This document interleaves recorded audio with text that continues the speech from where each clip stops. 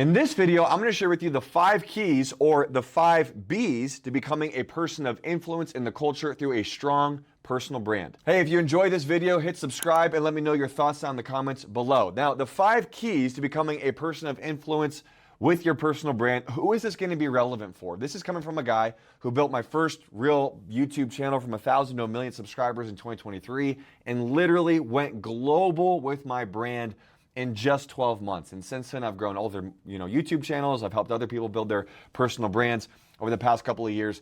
And here's what I discovered. I just went to this conference called the Vault Conference, hosted by Patrick Bet-David with my wife a handful of weeks ago in Orlando.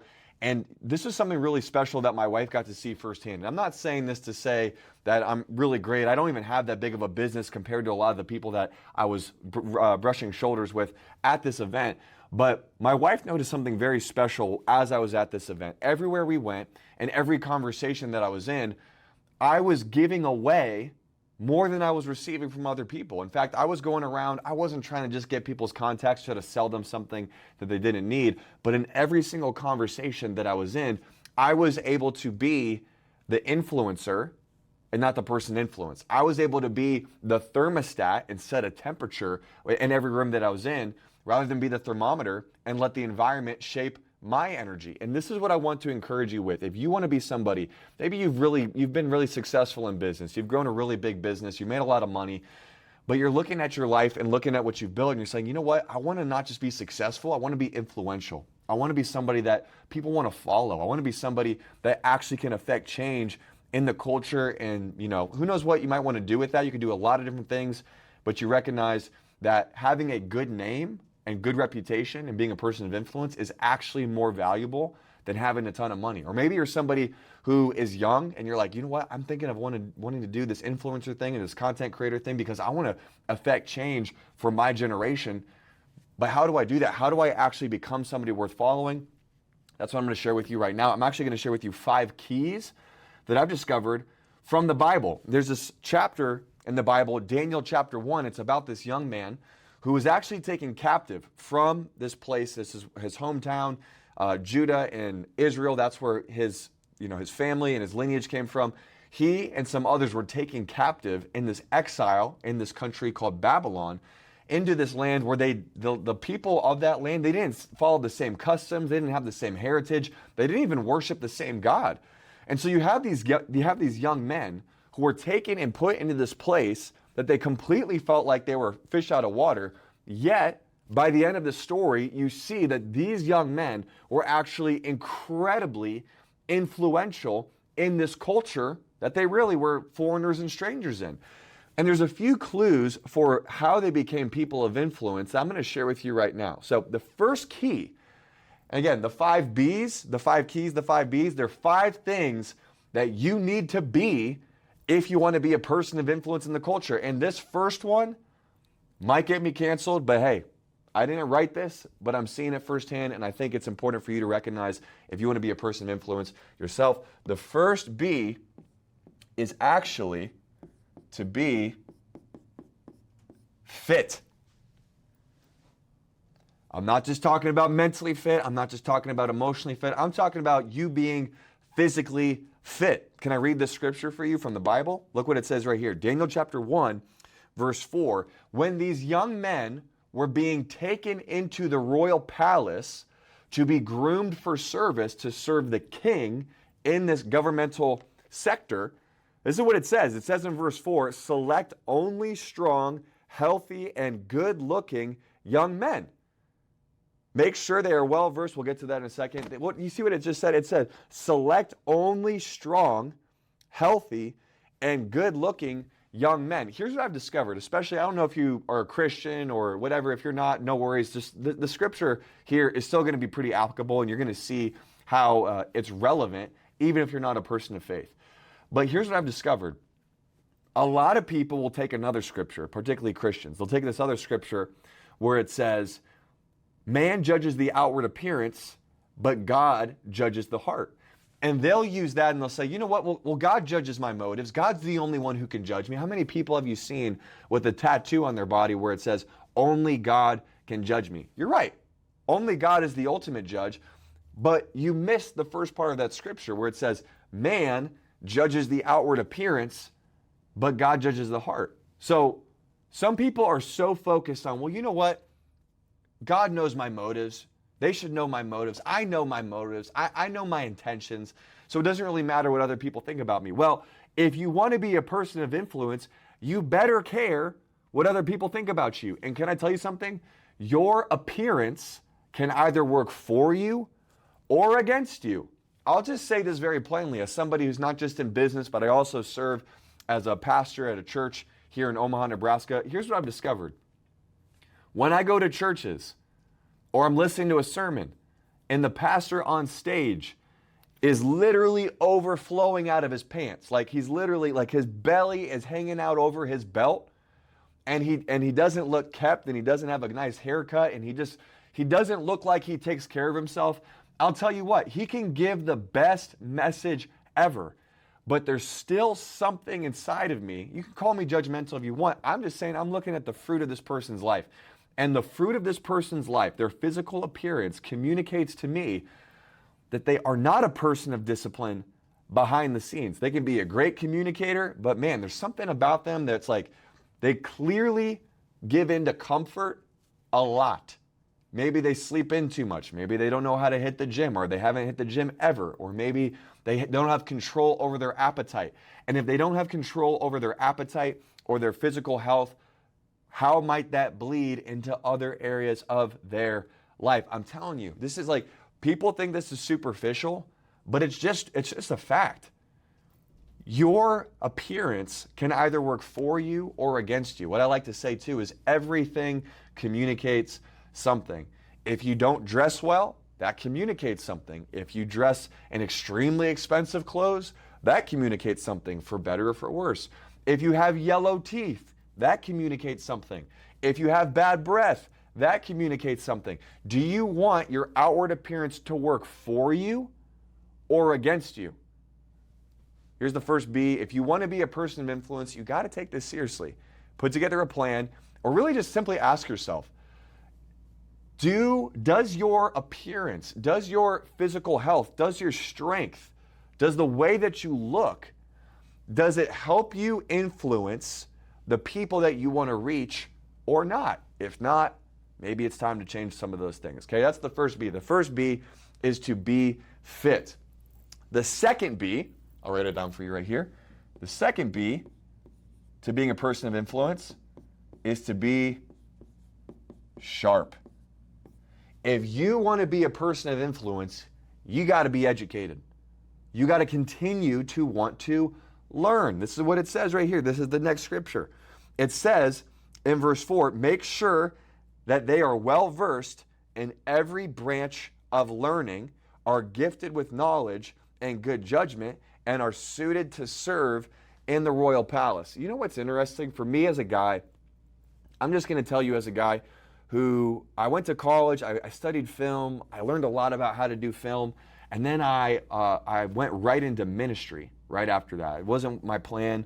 I wasn't even a believer when I went to college. I was an atheist, had this encounter with God, changed everything, changed my career path, and then I went into ministry after that. But I went into ministry, I was in ministry for about 4 years before I would go back into the business world. And all I knew was the Bible. All I knew was how to do church, which is great, and it's important. Church is great. The Bible's great. It's the most important thing, in my opinion, that you can learn.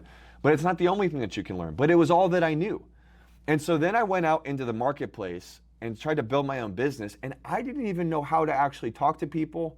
I didn't know how to speak to them in a way that made sense. I was like, all I knew was this one thing, and it made me very one-dimensional. If you want to be a person of influence, the people that you are going to influence, they're interested in a variety of different things. They care about a variety of different things. And if you want to be someone that is constantly being a person of influence, you got to be able to blend into different crowds. You got to be able to provide value. One thing I've also noticed too is people that have influenced me, influencers that I follow, content creators that I follow, business leaders that I follow, I will binge their content for a period of time until I realize that they start saying the same thing over and over and over and over again. What does that mean to me? Well, it means to me, okay, I've learned everything that I can learn from this person because they're only really smart or educated in this one area, and now it's kind of becoming like, the same thing over and over again. I'm going to go on to somebody else. What just happened? That person no longer has influence over me because they didn't stay sharp, because they didn't continue to learn. If you want to be somebody who is someone of continual influence in the culture, you got to keep on learning. My question to you is, what is one subject that you need to become more educated in, that you need to become more intellectual in? For me personally, as I went into this year, I needed to learn 3 different things. These are the 3 things that I knew. I was journaling one morning, and here's the 3 things that I came up with that I knew I needed to become more educated in. Number 1 was leadership. I needed to become a more competent leader, so I started binging leadership books. Number 2 was communication. I needed to become a better communicator.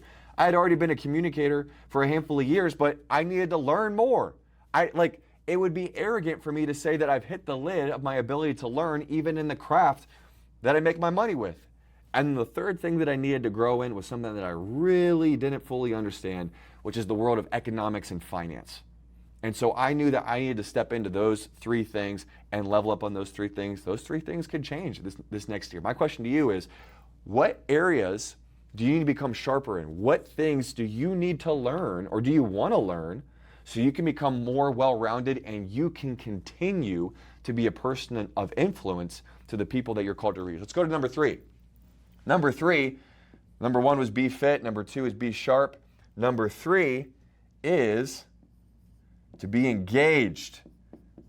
I'm not talking about being engaged to a woman, even though I think that's very important. What I'm talking about is being engaged with the culture. I'm going to go back to the scripture here. Look at what happens with this guy Daniel and his other homies. It says here still in verse 4, train these young men in the language and literature of Babylon. So I want to repaint the picture for you guys again. So remember, Daniel and these guys who were taken captive, and now they're put in this place. It's a foreign territory, and somehow they become, literally you'll see later, it says they became 10 times better at their work than everybody else around them. They were that influential. In fact, they had so much influence that they were able to influence the king in a way that spared all the other people. The king was going to go on his killing tirade, killing all these other people that weren't able to serve him correctly. And these men, because they were men of influence, were able to influence the king away from that decision. That's the type of person that you can be. Your level of influence could literally save somebody's life. It could literally save the trajectory of a country if you are willing to step in and be this person of influence. But look at what happened. It said that they were trained in the language and literature of Babylon. What does that mean? So remember, this wasn't their home country. So it wasn't the language and literature of Israel. It wasn't the language and literature of Judah. It was the language and literature of an area that didn't have the same values as them, that didn't even worship the same God as them. So what they did though was they embraced it. They didn't reject it, they embraced it. What's the difference between language and literature? Language is how people speak, right? Language is going to be how do people talk? In business, for example, if you're trying to enter into a different industry, you got to learn the language of the people in that industry. If you want to influence somebody in a different culture, you got to learn the language of that culture. You cannot be a person of influence in any culture, in any country, or in any industry, or in any room if you don't know how to speak the language of the people there. This even works in business. If you want to be a person of influence with your future customers, you're building a business in a new market, you've never done it before, your customers, they speak a language. They don't typically speak the technical jargon that you speak being an expert in what you do. They speak a different language. Do you know the language of your customers? Do you know how they talk about the pain points of them not being able to sleep well at night? Do you know how they talk about not being able to afford, taking their kids to dance lessons? Do you know how they talk about, feeling insecure because they're their teeth are all jacked up and they need braces, whatever it is. What's the language of the place that you want to influence? How do they talk? What words do they use? What words do they not use?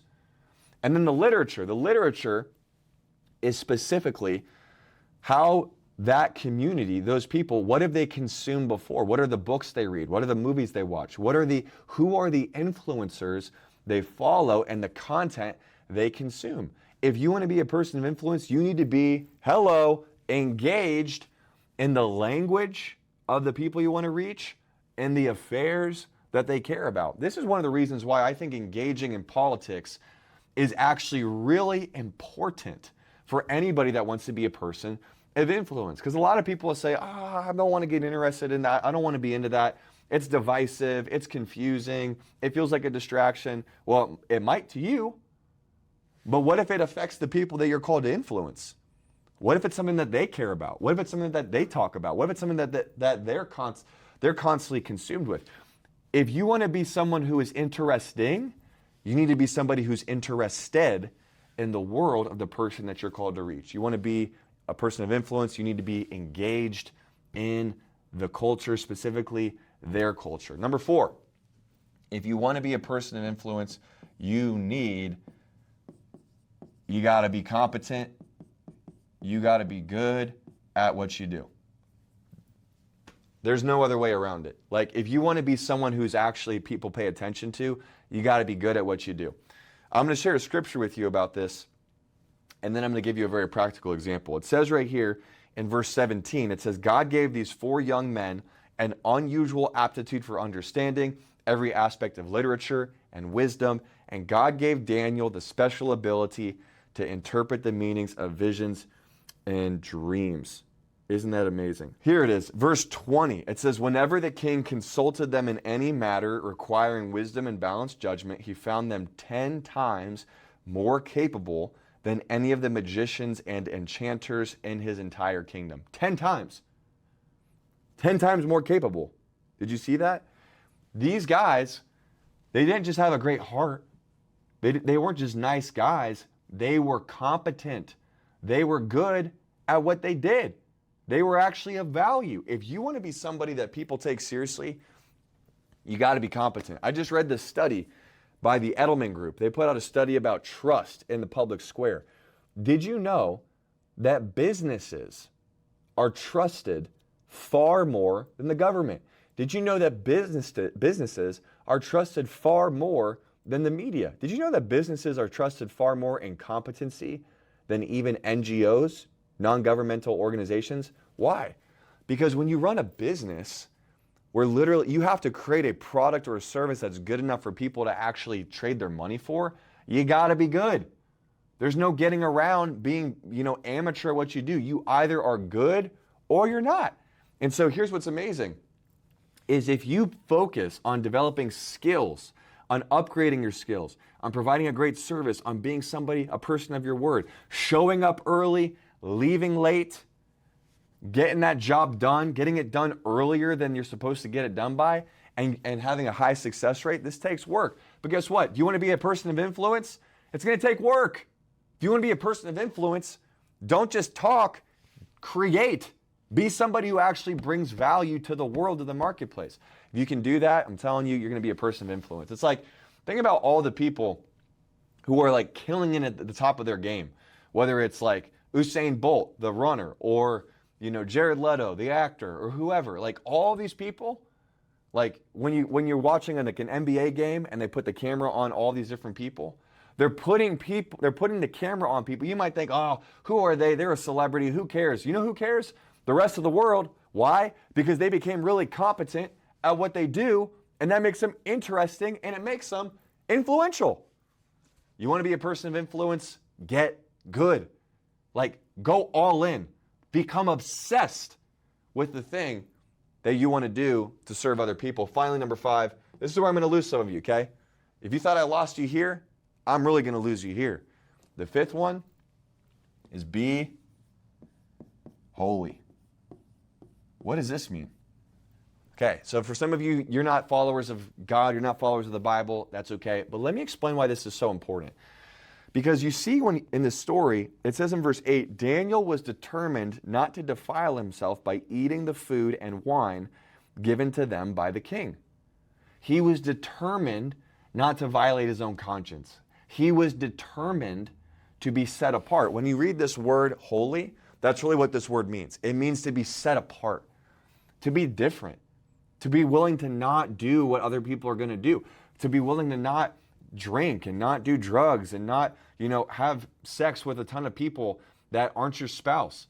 If you want to be someone of influence, you got to be somebody of character. And if you're going to be someone of character, you got to be somebody that's set apart from the culture. Isn't this interesting? If I were to take this little color here, the interesting thing about this is you want to be engaged in the culture, but you want to be set apart from the culture too. You want to be the thermostat and not the thermometer. You want to be the person that sets the tone, sets the temperature. You don't want to be the person that's affected by it. If you really want to be a person of influence, you got to be willing to enter the room and say, hey, I got a standard, I got morals, and I'm not going to be corrupted by what's going on in this room. I just happen to believe, as a follower of Jesus, no one did this better than Jesus himself, and no one gives you the power to do this like Jesus himself. I'm telling you, I got so many things that I want to do, so many things that tempt me, but by the grace of God, there's a power that I have by being connected to God through Jesus that allows me to be set apart. And I think the proof's in the pudding. By the grace of God, I've had the opportunity to influence millions of people over the past couple of years, and it wouldn't have happened without this. And so those are the 5 keys for you, okay? If you want to be a person of influence, here's the 5. Be fit, be sharp, be engaged, be competent, be holy. This isn't my word. I just got this from the Bible, which I believe happens to be the best business handbook on the planet. But I got actually a few others for you. So I put together a whole list. It's called the 12 Irrefutable Laws of a Personal Brand. If you want to be a person of influence, you need to download this checklist. So make sure, I'll put it in the link down below, put a QR code on the screen to get this checklist for the 12 irrefutable laws of building a personal brand. Now, let me know what you think down in the comments and go check out my other videos. See you soon.